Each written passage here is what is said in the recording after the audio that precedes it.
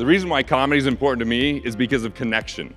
From the time I was a little kid, my grandparents on my mom's side would gather the whole family around and I'd tell jokes. And I just saw that the pleasure that brought to them. They weren't worried about their problems in the past. They weren't concerned about what's going to happen in the future. In that moment, we were laughing about imperfection.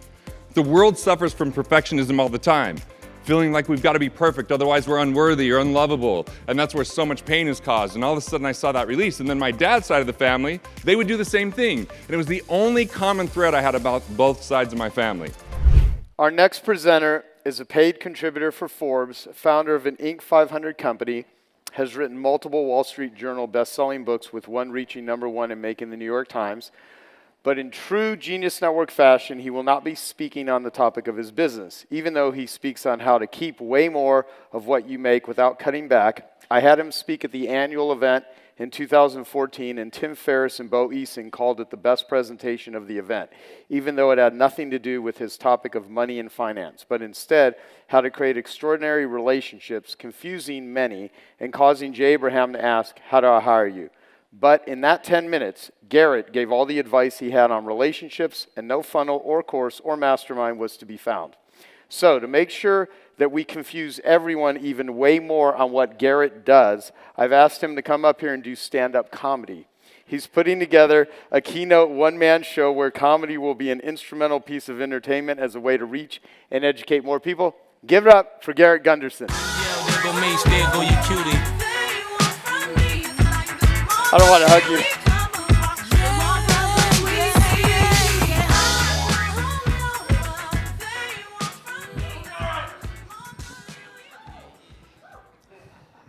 Don't panic. No reason to get too concerned, no matter what you've heard here. I'm not Jesus. I mean, I just don't have his powers. He could turn water into wine, and the best I could do is turn it into pee. Plus, I've just made mistakes Jesus never made. I had 2 kids. Yeah. And one's now a teenager. But I know the moment he became an adolescent, because we always play this game, Would You Rather? And he was like, hey, Dad, it used to be, would you rather, be Batman or Spider-Man? And I'm like, well, Batman's Ben Affleck. I think I'll just be Spider-Man at this point. But the other day he said, would you rather look at a girl's butt or her boobs? That tells me 2 things. Number 1, he's becoming a man. And number 2, I don't think he's discovered the vagina yet. Belongs way up there. Yeah. I mean, the conversations have changed. The other night, he's like, hey, Dad, do you have sex with Mom every night? I was like, well, son, I certainly try. I didn't want to disappoint him. Yeah. But he has gone from like a sleep and romance terrorist to my very best wingman.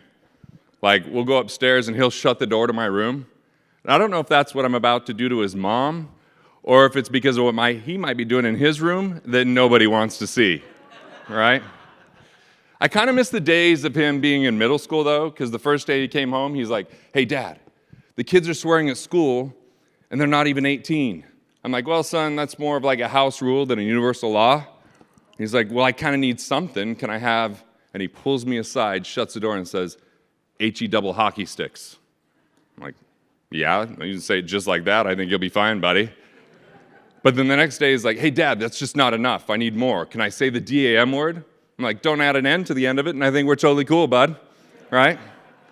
But it was the third day that was really alarming when he came home and he's like, hey, Dad, what's a stupid cunt? And I was like, oh, I guess you never met Mom's roommate from school, Bree, did you? But then I remembered Steve Simpson said, oh, you can say it in London. It's totally cool there, So I have another son who's just super confused about religion, and why wouldn't he be? He was born in Utah, so he's not sure if he's Mormon. Goes to the Jewish school, and his dad looks like Jesus. I mean, every time I go to the school, people get really concerned, and I had to go the other day for parent-teacher conferences where they said he's been misbehaving. And they thought it would be a good idea for me to spend more time with him. Turns out, it was a horrible idea, and I'm a terrible influence. Yeah, I came home the other day, and he's like, hey, Dad, are you hungry? And I'm like, oh, see, this is already working. Yeah, of course, yeah, but what? And he's like, oh, would you like a bowl of cream of some young guy? Now he doesn't know that means a bowl of semen, he just knows it's funny.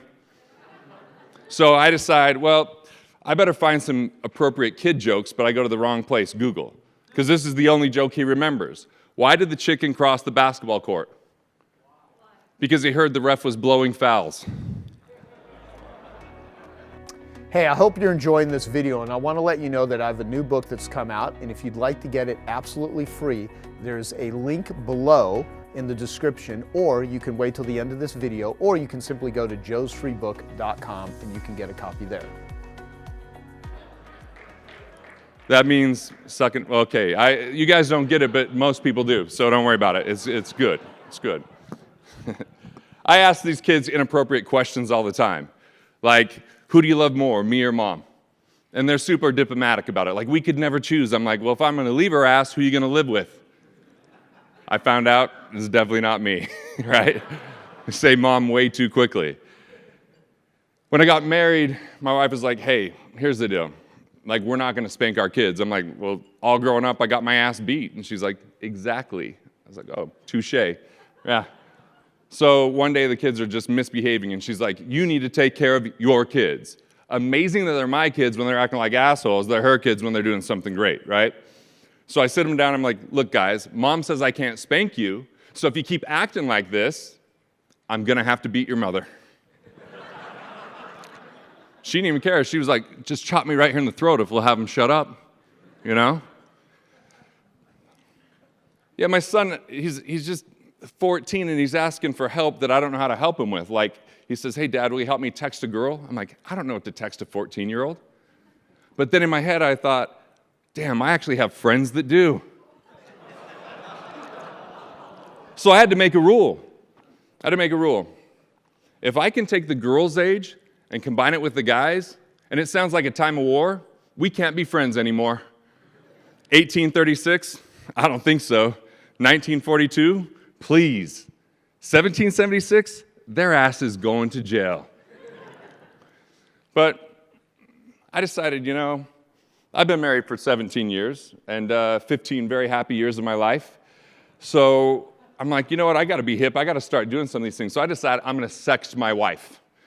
So, I mean, I'm a writer, so I'm like spending some real time on this, talking about nibbling and caressing and pulling. Well, I'm like, maybe I'll pull that statement back, but after about 20 minutes, I finally hit send. I get a little bit nervous. I'm like, oh, I wonder what's going to happen. Is she going to send me a video? I'm like, nah, please, that ain't going to happen. Maybe a picture? That'd be awesome. But maybe she'll just say something that blows my mind. And I get a little nervous, but finally those 3 magical dots start to appear. I'm like, oh, this is great. What's it going to be?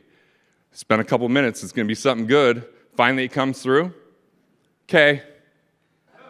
No, that's it, just K. But hell, I'm an optimist, so I'm like, that's fine. I'll just drive home and I'll deliver the O if she can't type it in. But when I get there, she's like kind of pissed off. And I'm like, oh, maybe this is role play. She's waiting for me at the door. I'm like, what's up? She's like, sometimes your sons have my phone.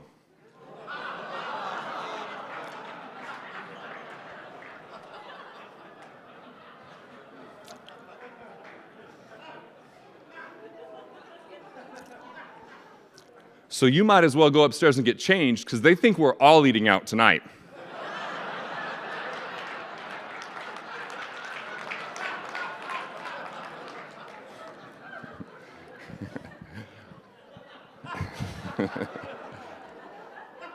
Look, thanks for letting me share a little bit of this with you. The reason why comedy is important to me is because of connection.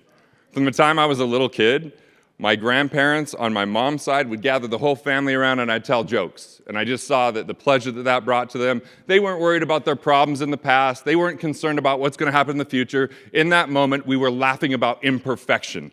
The world suffers from perfectionism all the time, feeling like we've got to be perfect, otherwise we're unworthy or unlovable. And that's where so much pain is caused. And all of a sudden I saw that release. And then my dad's side of the family, they would do the same thing. And it was the only common thread I had about both sides of my family. So I chose to start doing comedy because in the world of money, there's tons of guilt, there's tons of shame, and there's not enough courage for people to face their fears and their finances. So I figured if I could start bringing a little bit of comedy, maybe there'd be some healing, maybe we could have some advancement, because there's millions of people online getting educated, but there's billions getting entertained. What if we could kind of sneak in, create some laughter, build some connection, and make a big difference? Okay, I hope you found that video awesome and useful. So if you want to get a free copy of my book, I want you to click here. And if you want to watch some more videos that'll be useful and awesome, click here. Go ahead. They're over here. Do it now. Come on. Thank you. Watch them.